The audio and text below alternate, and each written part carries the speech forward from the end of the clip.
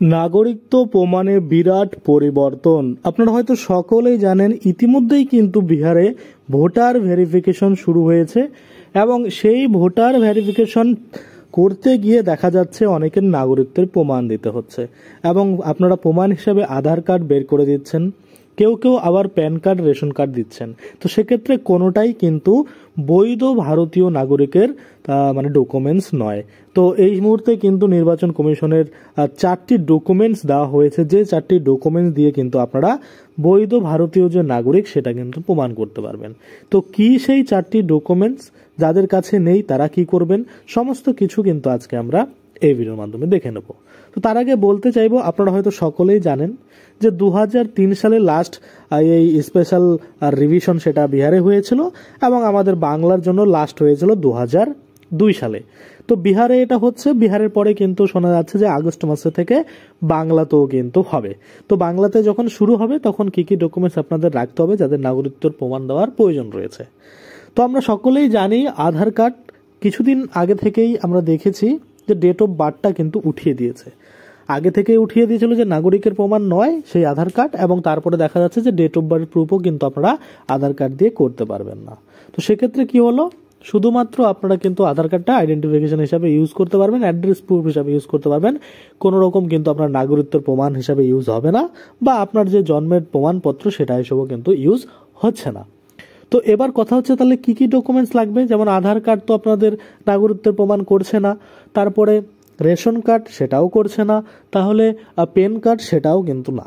তাহলে কি কি ডকুমেন্টস কিন্তু রাখতে হবে আপনাদের এই ভেরিফিকেশনের সময়, যেগুলো দিয়ে আপনারা কিন্তু ভেরিফিকেশন সম্পূর্ণ করাতে পারবেন আর আপনার ভোটার লিস্টে নাম তুলে থাকবে, মানে আসবে, কোনো রকমভাবে আপনার নাম কিন্তু নতুন ভোটার লিস্টে বাদ যাবে না।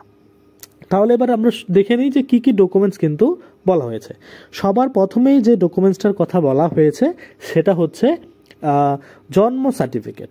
আপনাদের কাছে যদি জন্মের শংসাপত্র থেকে থাকে তাহলে কিন্তু সেটা দিয়ে আপনার ভারতীয় নাগরিকত্বের যে প্রমাণ সেটা কিন্তু হয়ে যাবে। জন্ম সার্টিফিকেট গেল। দ্বিতীয়ত বলেছে যে আপনার কাছে যদি পাসপোর্ট থেকে থাকে, বৈধ পাসপোর্ট, এমন নয় যে আপনি ভুয়ো আধার কার্ড বা ভুয়ো ভোটার কার্ড বা ভুয়ো তথ্য দিয়ে আপনি পাসপোর্ট বানিয়ে নিয়েছেন, সেক্ষেত্রে সেই পাসপোর্টটা কিন্তু ভারতীয় নাগরিকত্ব বহন করবে না। যে পাসপোর্টটা বৈধ থাকবে সেই পাসপোর্টটাই কিন্তু আপনার বৈধ হবে, আপনার ভারতীয় যে নাগরিকত্বের প্রমাণ সেটা কিন্তু বহন করবে। তাহলে প্রথমত কি গেল, জন্ম সার্টিফিকেট। দ্বিতীয়ত গেল যে পাসপোর্ট। এবার তৃতীয়ত বলা হয়েছে জাতিগত যে মানে আপনাদের ডকুমেন্টস থাকে, যেমন কি বলবো সেটাকে, যে স্বরাষ্ট্র মন্ত্রণালয় থেকে বা যে কোনো গভর্নমেন্টের থ্রুতে আপনাদের যে জাতীয়তাবাদের কোনো সার্টিফিকেট দিয়ে থাকে আপনার, সেই সার্টিফিকেট যদি থেকে থাকে সেটা দিয়েও কিন্তু আপনারা করতে পারবেন, অর্থাৎ জাতিগত শংসাপত্র সেটা দিলেও কিন্তু হবে।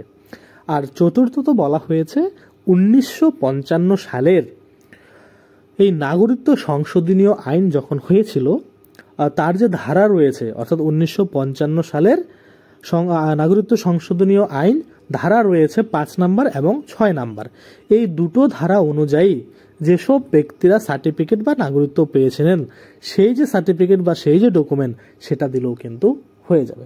তাহলে আমরা কি কি দেখলাম, প্রথমত বার্থ সার্টিফিকেট, দ্বিতীয়ত পাসপোর্ট এবং তৃতীয়ত জাতিগত শংসাপত্র, এবং চতুর্থত কি বলেছে যে আপনাদের 1955 সালের যদি সার্টিফিকেট থেকে থাকে নাগরিকত্বের তাহলে কিন্তু হয়ে যাবে।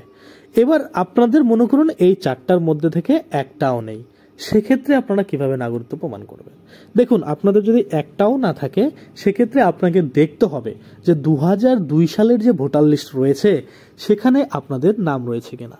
যদি সেখানে আপনাদের নাম থাকে তাহলে কিন্তু আপনাদের এই আগের 4টা ডকুমেন্টস লাগবে না, কারণ 2002 সাল অবধি যেসব ব্যক্তিদের ভোটার লিস্টে নাম রয়েছে তারা কিন্তু বৈধ ভারতীয়, তাদেরকে পুনরায় নতুন করে নাগরিকত্বের প্রমাণ দিতে হবে না।